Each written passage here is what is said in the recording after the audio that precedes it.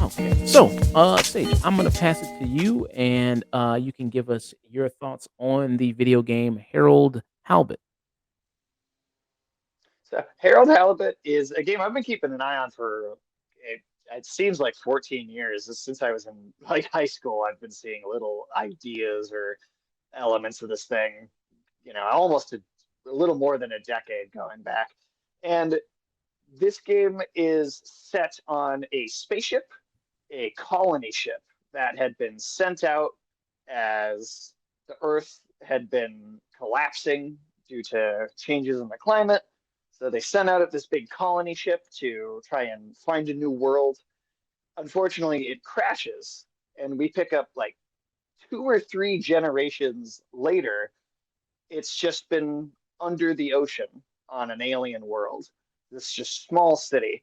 My elevator pitch for this, for anybody that's unfamiliar, is imagine that Wes Anderson directed BioShock as a stop motion children's animated film as a early 1970s British children's TV program. And I know that's very, very specific, but it's I think is about as accurate as you can get with this.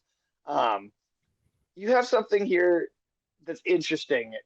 It took so long to make this because they actually made all of this. Everything you're seeing here, there's a real world model that they put together. Every piece of the set, every character, all the environments, and they scanned all that into a digital space and then kind of reanimated it a second time. So you have this visually kind of incredibly unique aesthetic going on. Um, there's not really another game that has this stop motion look to it. The one thing that might throw your eyes off though a little bit is it doesn't have the more stilted frame rates that you get with stop motion because it is scanned in and then animated again in a digital space. So it's got this very smooth frame rate that you're not going to see in actual stop motion. But other than that, I mean, it looks pretty much completely real, like real figures, real movement. It's definitely unusual in the gaming space, and so I really appreciate that visual aesthetic. Uh, Now, one thing I'm gonna throw this out as a drawback, just to immediately kind of dispel anybody that might not be into what this game is doing. This is fully a narrative kind of walking simulator almost. At first glance, it kind of has the impression that it's going to be more of like an old school adventure game, right? Like point and click puzzle solving type thing. There's not really any of that to be had in here. There's no puzzles at all. There's very little interactivity in the environments. This is something that is pure narrative. So if you are not interested in a game that doesn't have a lot of game to play, this probably isn't going to be for you. But if you're willing to go along with something that's maybe a little experimental, I think there's a actually really compelling narrative here. Your main character, Harold himself, he's a handyman working on the ship, right? Generations of people just on the stationary ship under the ocean. And he's kind of going through like a child-friendly version of an existential crisis. And there's some really, really great stuff here. Really good dialogue. I think the voice acting is really solid across the board. It's very dry though too, so it's not necessarily going to appeal to the widest audience. It's definitely going to develop a niche around it probably over time and be something of a cult status, but you're definitely never going to hear this talked about in like mainstream gaming circles. That's for sure. Mm, okay. I do definitely see the Wes Anderson kind of thing you're saying there, especially when he did stop motion stuff like Fantastic Mr. Fox, which was I thought very good. Um, So you said so it's just basically kind of a walking simulator there. So you don't really do much. You're just kind of going around, just kind of interacting with things, and it's like more of a just a purely narrative driven thing, and you're just kind of guiding the character along there, basically. Pretty much. And you could even say, why not make this into an animated film instead of making it a video game? Because the interactivity is so minimal. Ultimately, I think it still works in the format of a game, though. Just being, even though it is just walking around, being able to kind of stop and look at everything they've put together, it is really impressive to see these things visually. Every tiny little part of the environment, it's like handmade, every little thing. And then especially, with the way the camera's framed on a lot of these shots, it's always this kind of forward-facing, almost sitcom box room sort of environment that also is very reminiscent of Wes Anderson's stop motion films to me, or even of many of his live action films have that sort of cinematography to them. But I think if you're willing to give it a chance for the narrative, I do think that that has a lot of payoff. One other big criticism I will say, this game could really have used a sprint button or like a run button somewhere, because you do end up going back and forth through these environments quite a few times. And as impressive as they are, as cool as they are to look at, you do see them so much that it's like, all right, by the time I was into the last third of the game, I was like, I really wish I could be running through some of these areas, because that walk pace that you see in the for the animation of the trailer, you can never really go any faster than that, and that does kind of slog it down a little bit, especially in the back half. Yeah. I do like the look of the game. You saw in the trailer where like they're underwater is a very good look there. So it's like you said it's a city kind of underwater there.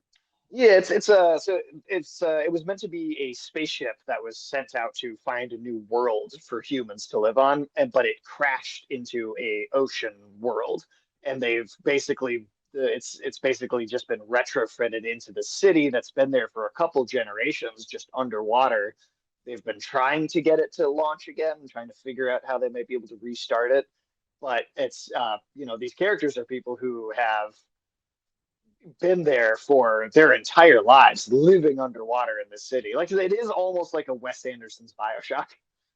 Yeah. Ulysses said, "What the fuck am I looking at with these drawings?" That's what he said. Oh, so that's the main character. Every time anything, in every interaction you have, or every time you get to a stopping point in the story, it's just his terrible little doodles that he's drawing in his own like personal notebook. So he's not meant to be an artist. He's meant to kind of not be very good at anything. That's kind of the existential crisis that is the majority of the narrative in this. So the guy, I mean, this character of Harold, who is he? Really? Well, he's a handyman on the ship. He's like a janitor, an engineer. He doesn't have a lot of super personal connections though with with a lot of the other people there, and that's kind of the main, I'd say, focus of the story is how he feels very purposeless, very kind of lost.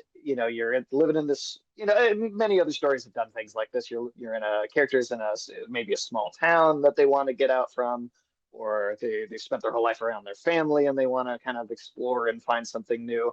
It's definitely that sort of tale where he just feels so stuck and lost and kind of wondering.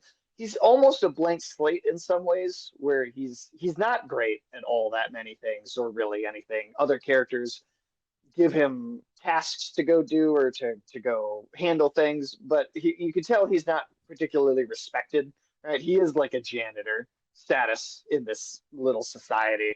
But he's also likable in a way too. He doesn't he definitely, you want better for him, I think, as you're following this along. He's got like a this dry sense of humor that, again, it really reminds me of like a 70s British comedy almost. Hmm. Okay. Um, any negatives? Any big negatives for you with this game? I think the biggest two just would be it needs a sprint button, because once you've gone through some of these environments, again, they're amazing and they're so well put together, and I love looking at them. But once you've seen them a hundred times, you've seen them 100 times. There needed to be a sprint button so that you could get through the areas that you've already seen a bit faster. And then I wish that there maybe had been a little bit more of the puzzle element that you expect from an adventure game. So that's kind of what I was seeing this game build as, was an adventure game, but it really is more of a walking simulator. It's pure narrative. Just maybe having a couple puzzles, just maybe some environmental things, just to break up the gameplay a little bit. Because otherwise, just walking between areas just to talk to people, as good as the writing and the voice acting is, can get repetitive to actually play. Yeah, so you're doing a lot of backtracking. That's what you're saying. A lot of backtracking. Okay. And it seems like in the trailers, there's some variety. It seems like you do some missions where you're in like a ship and you go there traveling around. There's a Uh, couple spots. I'd say all of those interesting elements, any of those parts where they break up what you're doing or how you're traversing a little bit, like in the ship, all of that is pretty much in the last third of the game. And that is where it does come together. And I found the payoff of the narrative to be really worthwhile, and very, very satisfying and thoughtful. But it's, yeah, especially in the first half, that backtracking really, it can really wear. mm. So, what's your final thoughts and ratings for Herod Halibut? Yeah, so I think this is ultimately is pretty successful at what it's trying to do. I'm going to give it a tune in for myself personally, but I could say because it's going to be relatively unappealing for more of the mainstream, I would say a stream it probably for a wider audience. This is on Game Pass though, so if you have Game Pass, it's totally free to check it out. Otherwise, I think it's retails for about $30 on the PlayStation or the PC. I But see yeah, it's I think that 35 on Steam right now. 35. Okay. So it's very charming. I think the dialogue's very well written. It's very dry and witty. It's got that kind of Wes Anderson sensibility to it. If you're interested in checking out indie stuff, things that are experimental, especially if you are pulled in by the aesthetic of it, I think that's kind of the standout piece here. But yeah, tune in for me, kind of stream it for more general audience. Let me see if we get a taste of some of the dialogue right here. There aren't many people I can talk to without feeling inferior. Oh, thanks. No, I didn't mean like that. You're not a Jimmy Judger, you know? You seem to just accept. I try. It could be worse. But there must be more. More to life? Mm, okay. And this is by the Slow Bros. They developed this. As far as I know, this is the only game they've put out. Okay, interesting. Okay. Hey, if you want to support a good indie game here, a lot of creativity to it, check it out. Like I said, I have Game Pass, so I might check it out there, or you could get it $35 on the Steam library there. Yeah. So that was Sage's review for Hero.